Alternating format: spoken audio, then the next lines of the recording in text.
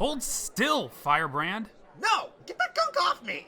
My job's to make you look better. I don't need it! My fangirls are literally lining up at the door for this hunk of stallion! Say goodbye, Firebrand! See? Look, I understand that, but if you just cooperate... That's it! I'm taking 5! Ugh, I swear, some of these days he acts like a child. I am not a child! Hey, you want a candy? Do you think I'm an idiot? Of course I do! I immediately regret this decision. Ugh.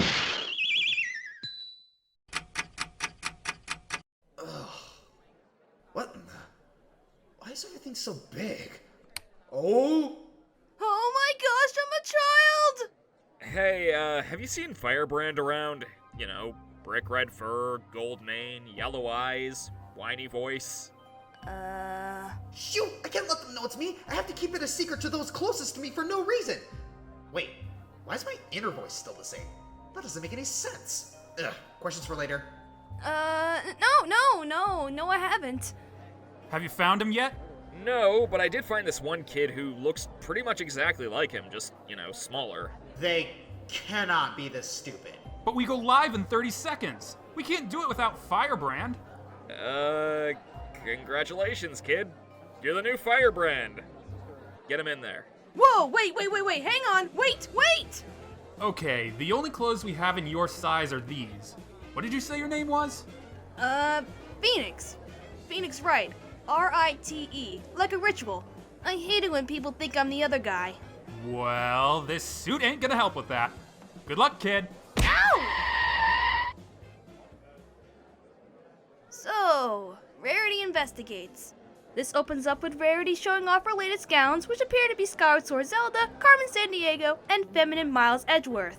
Oh, I modeled them after the adventures of Shadow Spade. Oh, Shadow Spade, eh? She gonna turn out to be real too? Huh.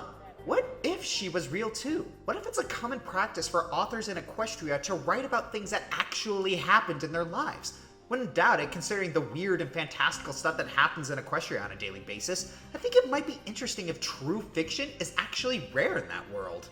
Rainbow enters the establishment, causing everything to fall over. Daily dose of slapstick. Huh. Either Rainbow Dash is strong enough to make a door vibrate hard enough to knock over furniture, likely she beat Applejack in a hoof wrestle, or Rarity needs to invest in some duct tape. Maybe both. So, Rainbow Dash reveals that she is attending a dinner party with the Wonderbolts as a backup flyer. Why Rarity was invited as well wasn't explained, but one can assume it was the combination of her newest boutique and the connection to the princess. I'm just the lucky reserve who was called in to be the backup flyer in case a Wonderbolt can't perform. Oh, don't be so modest. Out of all the reserves, you were the one chosen. Hey, Rarity, you got a little something on your nose. Wait, play that again? I'm just the lucky reserve who was called in to be the backup flyer in case a Wonderbolt can't perform. Was Rainbow Dash just... humble? So Rarity gets another delivery, but it appears there was a mistake. I'm sorry, but I've got a full load of deliveries today. I'm not sure I have time to redo your order. I love this look. It just screams, do you really think I'm not gonna get what I want? So Rarity manipulates the guy into getting the right delivery. Even though this isn't the first time this has happened, a lot of people seem to get mad at Rarity for doing this. On one hand, it looks like she's being insincere and leading him on. On the other, though, she's not forcing him to do it, and she's technically asking nicely. Also, if he was helping Rarity just because he wanted that from her, then shame on him, and heaven forbid Rarity get what she actually ordered. Why are you pausing so much? No reason. So we cut to the party. Rarity smells a cologne. Side note, I never understood why girls like that. And we are introduced to Win Rider, a living legend who holds a record in a Mustang Marathon. Mustang Marathon? I wonder how far that would be. I did a little research and I have come up with a few theories about this. Hold on to your hats, because we're about to turn into an episode of Game Theory for the next few minutes. Let's see. Most marathons are about 26 miles, while most horse endurance races are about 50 to 100 miles a day. Given that the average jogging speed of a human, 6.5 miles an hour, is half that of an average horse's canter, 14 miles per hour, I think it's safe to say the race was around 70 miles. Oh, wait, but Pegasi have wings, which would probably allow them to travel longer distance. Wait, of course! According to calculations by a certain Westphalian musketeer, if we compare the ratios of record human sprinting speed over average endurance run speed to that of record Pegasi sprinting flight speed, which is the speed of sound according to that Mach cone that forms around Rainbow when she attempts the sonic rain boom, we get a Pegasi average endurance flight speed of 180 miles per hour. By comparing total distance over human endurance run average compared to the marathon distance to the average Pegasi endurance flight speed, we get the Mustang Marathon being a whopping 718 miles. Nobody said there'd be math. But more important than this, am I the only one who thought Wind Rider's name sounded like Flynn Rider? Honestly, I can't believe I still hold the record. Wind Rider, we see you met Rainbow Dash. She's one of our most promising reserves. She just might beat your record. Oh, don't be modest. A little practice and you'll be beating records in no time. Ugh, really, lady? No one likes hearing that sort of thing. Learn some tact. I swear, every episode I start liking Spitfire less and less. I mean, she's the captain of the Wonderbolts. So far, she's either been incompetent, a jerk, or an incompetent jerk. So Rainbow Dash invites Rarity to watch practice and accidentally spills a drink on her. It's almost impossible to get stains out of silk, but not to worry. Rarity, never change. So it's the next day of practice, and Rainbow Dash and Rarity are just talking. Okay, everyone has pointed this out, but this is the first episode where Rarity and Rainbow Dash are co-starring on an episode. Sure, you can make the argument Sonic Rainboom was that, but they rarely interacted in it. We haven't seen these two have any alone time in the entire show, which is a real shame because they are two very different characters, like Rarity and Applejack levels of different, which makes it rather surprising they're not butting heads at all. Well, I suppose saving your life tends to make one amiable. It turns out Spitfire had to go help her sick mother, meaning Rainbow Dash can now be in the show. I'm gonna get to fly with Wind Rider and the Wonderbolt, cause I'm the fastest and I'm awesome and they know it. Rainbow Dash? Let her have this, darling. Best pony, best pony. So a new pony appears who is... Do you know Spitfire? Oh, you're Spitfire's mom. But I thought you were sick. Oh no. I didn't send my daughter a note. Could some pony have sent Spitfire a fake note? Oh no! Why would any pony want that? Maybe, so they could take her spot. Ugh. So, of course, the Wonderbolts immediately jump on Rainbow Dash and accuse her of forging the letter. I just don't get it. Rainbow Dash has saved their lives, hung out with them on several occasions, proved to them she has moral fiber and integrity, and proved she's more loyal to their team and teammates than their freaking captain. Are they really so stupid as to completely dismiss her like this without a proper investigation? Are they really so stupid as to think that Rainbow Dash would incriminate herself in such an obvious way that could easily get screwed up? Why does Rainbow Dash still want to join the sad excuse for a team? Maybe she's the one that actually gets to fix it. I'd like to see that since its current management sucks. But how am I gonna prove I didn't send a letter that I didn't send? With me! Detective Rarity is on the case, and we're going to get to the bottom of this faster than my costume change! You lied to her.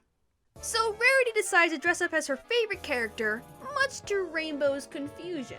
Actually, some studies show that whenever a person dresses like the character they are role-playing as, like a soldier, they actually perform better at tasks the character is expected to do. Fun fact that I'm telling to myself for some reason. So this is the area where the episode goes into full-on noir parody. It pokes fun at all the typical tropes and cliches, including grayscale colors, the narrating, the rain, all that jazz. Dark jazz. It's really funny, and I'm pretending I'm not seeing my editor's creepy smile. I swear, if I didn't know he was a film enthusiast, I'd be calling for an adult. I am an adult. Moving on. Rarity looks around and finds her first clue, a snip of hair. She then passes by curtains, which if you've seen any mystery story, you will know will have some significance later, and decides to question the guard. Perhaps I should take it from here? You castle guards have such a difficult job. I'm guessing that at times it can be rather boring. Oh, that is so unrealistic. Hot women never flirt with me on duty. And of course, being a castle guard can be thankless work. Sometimes it feels like it. While I appreciate a free Grand Slam at Denny's for Veterans Day, I never enjoy being called Baby Killer. Whoa, come on, man. Comedy series. You're right, not funny. So the guards say they did take a small break when someone gave them a cake. Okay, I don't know how it works in Equestria, but where I'm from, you're not allowed to consume food on post.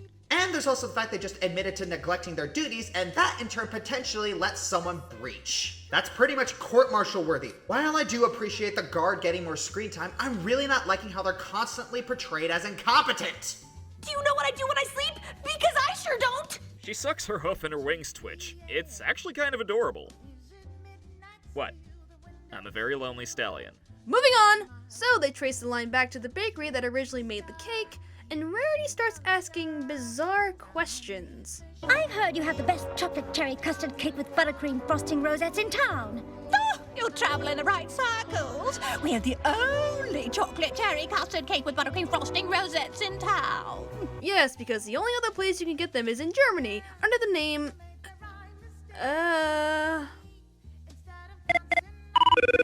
Hey, NY, how do you pronounce chocolate cherry custard cake in German? Donauwelle. Okay, thank you. Does Firebrand have a son? But how did he and with who? Oh my god. So Rarity brings everyone together and reveals all the evidence she has gathered, showing that Windrider was to blame. A lot of people complain they saw this coming a mile away. So why was this so obvious to people? Wait, of course! I think anyone who's seen Sherlock Holmes would have guessed the twist. I mean, that's what immediately came to my head when Rarity sniffed the envelope. And after seeing Mystery on the Friendship Express and seeing how Rarity had her hair in a different style, you would look to see things like Ryder's scarf being different. Or it's a kid's show and we shouldn't be expecting the Da Vinci Code. Still, for a kid's show, this is a pretty clever setup. I certainly wouldn't have guessed it at 10 or 11 years of age. Then we come to Windrider being a villain. I don't know, I don't like this trend of introducing new characters just to be antagonists. Could we still have had him as a good guy? Have all of Rarity's deductions be correct, but get the motive wrong? Wait, of course. Like, what if Spitfire wanted to get away for a bit? I mean, the pressures of being a Wonderbolt captain are tough, and she needed an excuse to make it look like she wasn't just dropping her load, all the while trying to be nice and let Rainbow Dash temporarily live her dream. Windrider probably caught Spitfire in the act of trying to leave, and she asked him to keep it hush-hush. We could still have the moral about learning to trust your friends, and we don't get another lightning dust. Speaking of which, Rainbow Dash is starting to make some enemies. Lightning Dust and Windrider. I wonder if this will come back to bite her later. I told her I had Pegasitis, and the only cure is the ice iris in the Crystal Mountains. And she bought that? Jeez, Spitfire is looking dumber and dumber with each episode. You would think that if someone has a disease, a hospital would get the source of the cure and keep it on standby in case someone else gets sick with said disease. Unless the hospital didn't have a cure. That doesn't make sense. Wait, of course! Considering the case that the feather flu knocked out half the Pegasi in town, this plot development would make sense if Equestria's medical care was terrible. Well, that's a disappointing revelation. Why didn't you tell me what you were doing? Well, I didn't want to get your hopes up until I was sure. And I couldn't be sure until I saw that chocolate stain. That you revealed after you accused Windrider. So Windrider is stripped of his honor, and he seems completely shocked. Did he really think that if he got caught, there wouldn't be any consequences? That is one heck of an ego. I'm invincible! You're a loony. So that was Rarity Investigates. I had fun.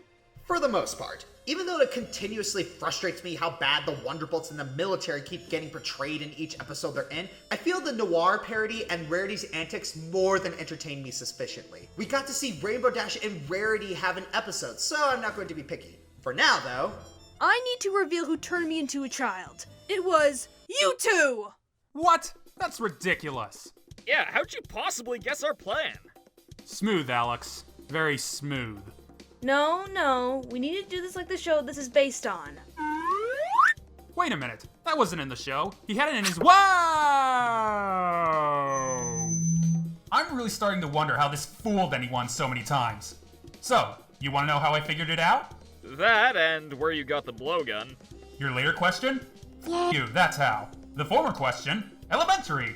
Both of you are not that stupidly unobservant to ignore a small colt that looks like me, was wearing my clothes, and has my mannerisms. It was easy to deduce that you two were the culprits behind my kiddification. As for the cult in the black who gave me the candy? Yeah. Since there was no one else shown during this review that's within walking distance, and since Vivid was in the dressing room, you deduced it was me. No, I was gonna say that your disguised tone gave it away. You're kind of a bad voice actor. Excuse me. What? Your motive was simple as well. You have nothing to physically gain from me being a kid, seeing as I signed your paychecks. You're not a fan of the show, and you're not the spiteful or jealous type. So the only logical conclusion is that you just did it for fun. You're pretty good. So if we're done with this giant case closed reference, I'd appreciate you changing me back now. Yeah. About that. Oh, you had better not be going where I think you're going! I am not going through puberty again! Hey, I'm just kidding. You shouldn't take things too seriously. I'm going to start beating him now. I'm not sure when I'll stop. Kaboom!